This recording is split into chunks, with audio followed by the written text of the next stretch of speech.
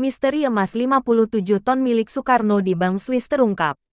Banyak masyarakat menyebut kalau Presiden pertama Indonesia Soekarno memiliki puluhan ton emas di Bank Swiss. Kabar ini sempat geger di masa lalu bahkan sampai sekarang. Lantas apakah hal ini benar?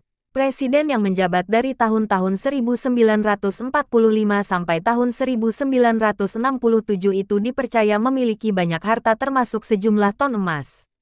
Soekarno dipercaya memiliki emas batangan seberat 57 ton yang disimpan di Bank Swiss.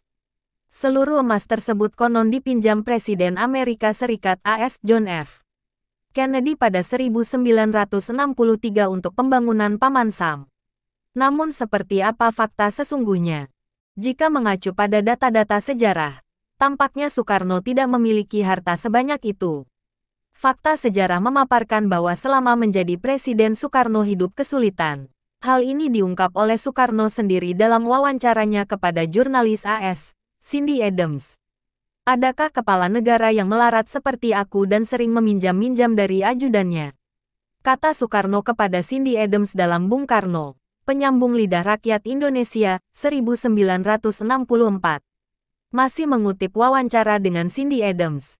Saking miskinnya, Soekarno bahkan pernah hampir diberi gedung secara patungan oleh rakyat. Namun, dia menolak dengan alasan tidak ingin merepotkan. Putra pertama Soekarno, Guntur Soekarno Putra, membenarkan pernyataan ayahnya itu.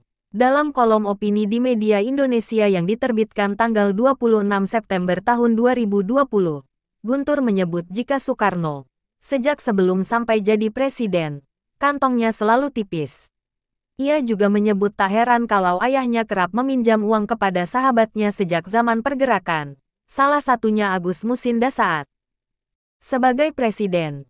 Bung Karno adalah presiden yang paling miskin di dunia ini. Ia tidak punya tanah, tidak punya rumah, apalagi logam-logam mulia seperti yang digembar-gemborkan orang selama ini, kata Guntur. Sejarawan Indonesia, Ong Hok Ham, juga membantah rumor harta segunung Soekarno. Lewat tulisan Kuasa dan Negara, 1983 Ong mematahkan cerita itu dan memberi fakta sejarah sesungguhnya. Salah satunya terkait cerita Soekarno mewarisi kekayaan kerajaan Mataram Islam. Kata Ong, tidak mungkin ada seseorang mewarisi harta dari kerajaan kuno. Apalagi mewariskan batangan emas. Masalahnya, harta kerajaan kuno tidak sebesar yang dibayangkan.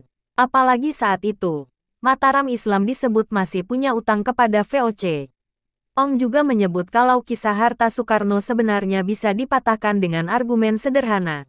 Jika punya emas, seharusnya Soekarno tidak melarat hingga akhir hayatnya.